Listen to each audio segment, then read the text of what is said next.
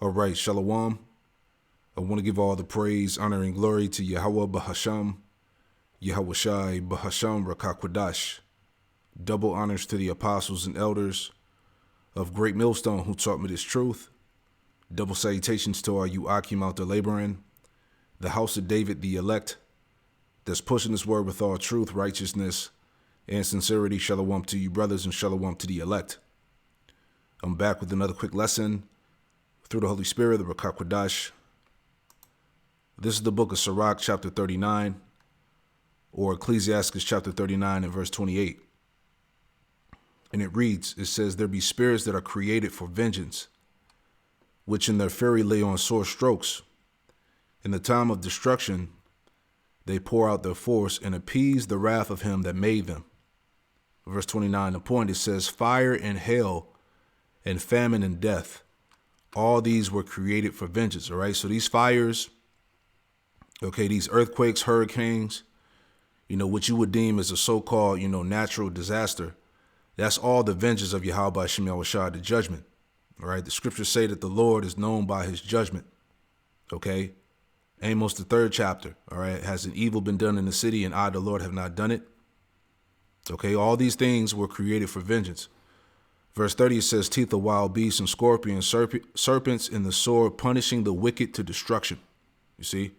So these are all the mechanisms, if you will, of the Lord's judgment. Okay? Spirits created for vengeance, So anyway, getting into this thing. All right. This is from the sun.com. The headline, it reads, Fire and Fury, which is the Lord's fire and fury.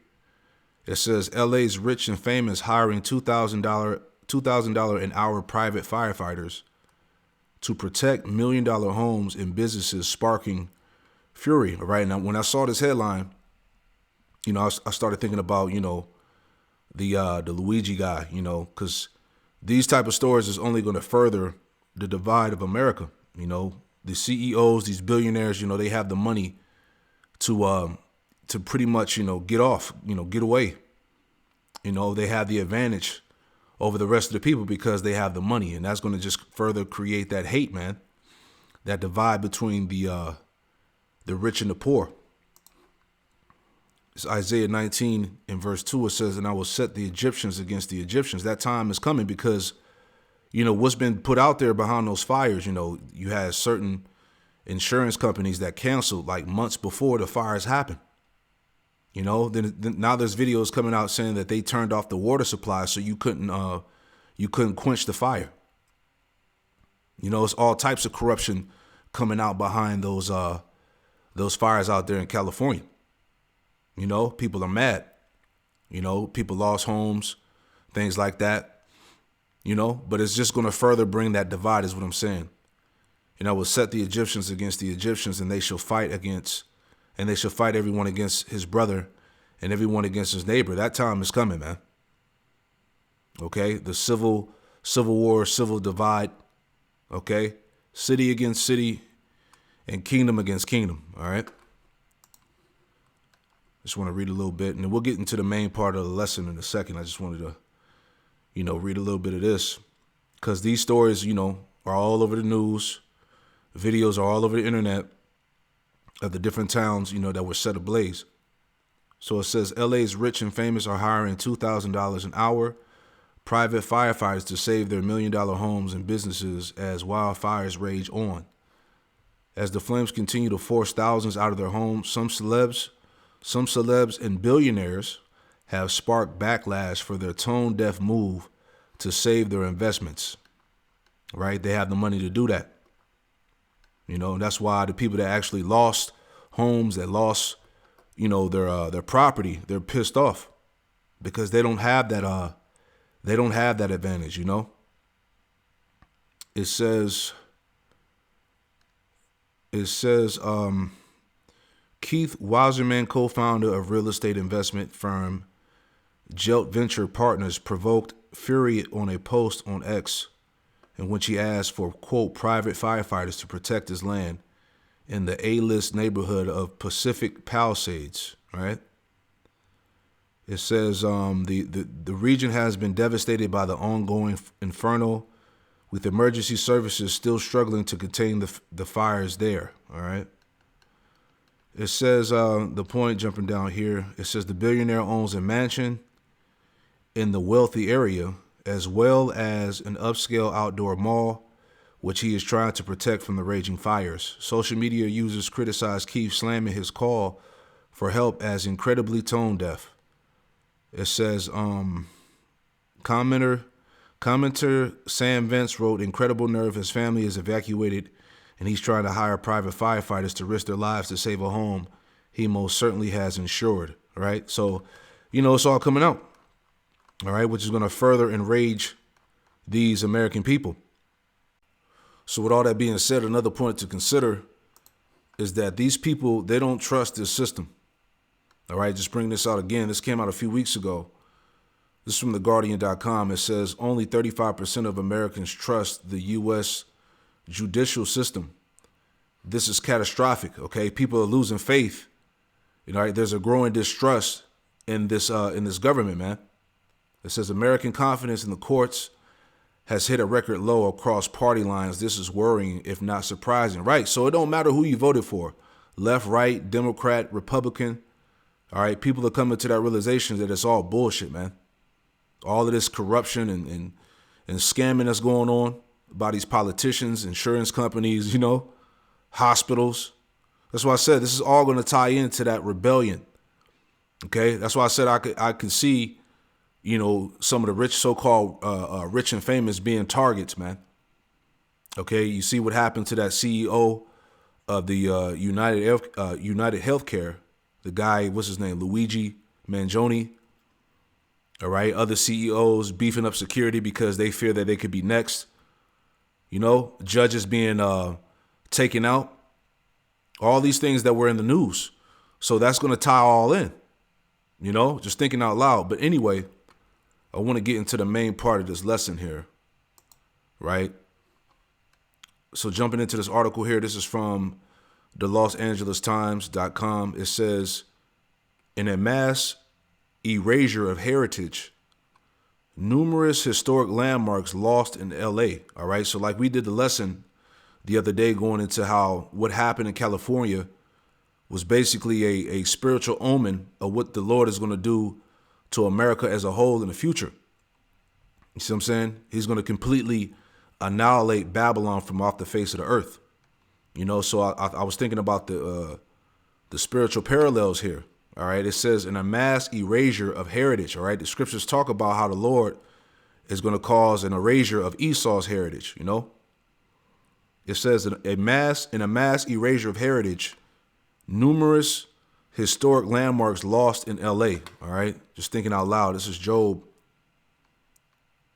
All right. This is the book of Job, chapter 20 and verse 22. Because we're in that time. Matter of fact, before we even go to Job, let me get this. Because we're in that time of Esau trying to rebuild, his empire by the way of a new world order. Right. I was thinking about that. Malachi, the first chapter. All right.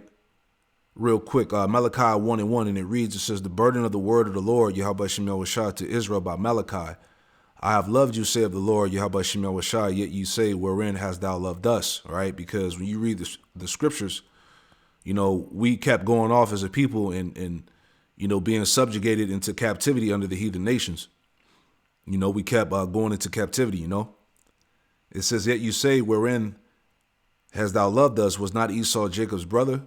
Said the Lord, Yahweh Shemel Washah, yet I love Jacob.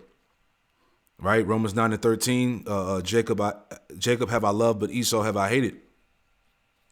Malachi 1:3, and I hated Esau and laid his mountain and heritage waste for the dragons of the wilderness. And the Lord is getting ready to do this in the future.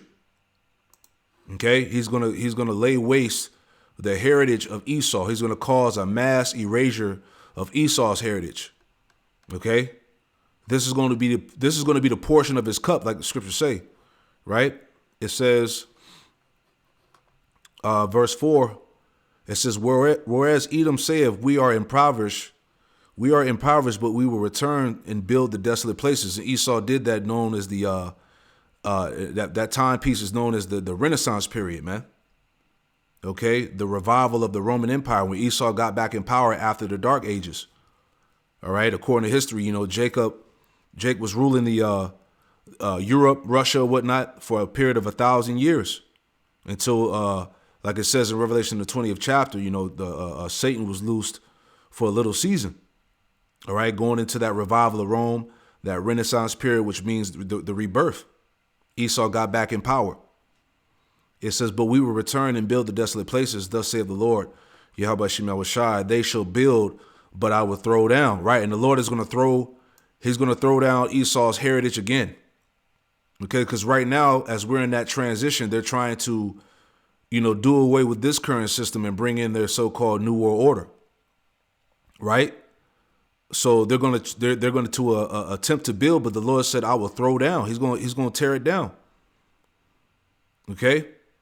He's going to destroy his enterprise. It says, and they shall call them the border of wickedness, right? Everywhere Esau goes in the planet Earth, he causes nothing but death, wickedness, and destruction. The border of wickedness, and the people against whom the Lord, Yahweh Shem Yahushai, have indignation forever, right? So the Edomites are the people, or the nation of people whom Yahweh Shem Yahushai has righteous indignation upon forever, right? And since we made mention of that Revelation 20, let me get that real quick too. All right. Just want to make some quick points. So this is the book of Revelation 20, and we're going to start at, we'll start at verse 1. So this is Revelation chapter 20 and verse 1, and it reads, it says, and I saw an angel come down from heaven. All right, and that angel is Yahushua. And I saw an angel come down from heaven, and having the key of the bottomless pit and a great chain in his hand. All right, that bottomless pit represents Europe for its lack of natural resources. All right, and that great chain is tied to slavery. All right, because remember, Esau went into captivity for 1,000 years under the Israelites. Okay, it says, verse 2, and he laid hold on the dragon. All right, that dragon going back to pretty much Esau. All right, the pagan Roman Empire. All right, and that old serpent, which is the devil and Satan, and bound him 1,000 years. You see that? So when Esau went down, he went down for 1,000 years, which was known as the Dark Ages. Okay, it says the point, verse 3, and cast him into the bottomless pit and shut him up and set a seal upon him, that he should deceive the nations no more, till the 1,000 years should be fulfilled, and after that he must be loosed for a little season, right? So that time period of Esau, coming back into the power seat during the time of, I want to say about the 1300s, all right, the Renaissance period, you had the revival of Rome, the revival of the beast. That's his time of him being loosed for a little season, right? Jumping down, okay, straight to the point, it says, Revelation 20:7, it says, in 1,000 years are expired, Satan shall be loosed out of his prison, right? Verse 8, it says, and shall go out to deceive the nations which are in the four quarters of the earth, Gog and Magog, to gather them together to battle, the number of whom is as the sand of the sea. So what's heavy about that is now we're at the time of Esau's, of Satan's little season, if you will, Esau's little season being up. Okay, because right now, okay, Russia, Gog and Magog are prepared to make war with this beast. And that's why, I keep bringing this up. But, hey, we're at the end of Esau's empire, all right? That it says the average empire survives for 250 years is America at death's door. So we're in that time of prophecy, man. Okay, we're in that time as we read here, a mass erasure of heritage. Okay, this is the portion that Esau is getting ready to drink. Okay, his time has pretty much ran out. Destruction is at the doorstep.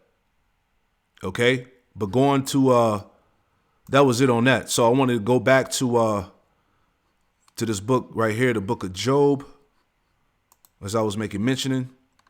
All right, this is his heritage is going to be fire, destruction, right? But Job 20:22, it says, in the fullness of his sufficiency, he shall be in straits. So this is where we're at right now. Okay, he's ready to roll out the beast system, He's ready to roll out the chip. You see what I'm saying? The surveillance. You see what I'm saying? Pretty much he's ready to roll with this new world order. It says, in the fullness of his sufficiency, he shall be in straits. Every hand of the wicked shall come upon him.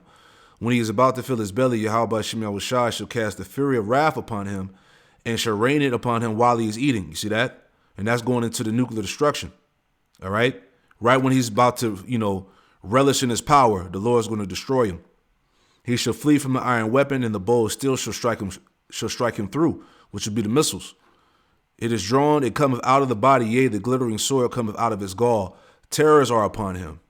All darkness shall be hidden in secret places. A fire not blown shall consume him. It shall go ill with him that is left in his tabernacle. All right? Total destruction. All right? And this just happened in California. What happened in California is going to happen as a nation. All right? To Babylon as a whole. See? It says, the heavens shall reveal his iniquity, and the earth shall rise up against him, right? When we see in the earth rise up against Esau now. All right, the 48ers, the small hats out there in the so-called Middle East. Okay, he's being exposed through the internet. He's being revealed, which also ties to his downfall. It says, the increase of his house shall depart, and his goods shall flow away in the day of his wrath. The point. This is the portion of a wicked man from the Most High, and the heritage appointed unto him by the Most High. You see that? The destruction is his heritage that's going to be appointed unto him. Okay, everything that we've saw that's going on out here in LA. That's why I said that, this is like a spiritual parallel of what was read in this title, in this headline here, So it's all spiritual, right? But Esau's time is up, man. Shalom to the next one. Shalom.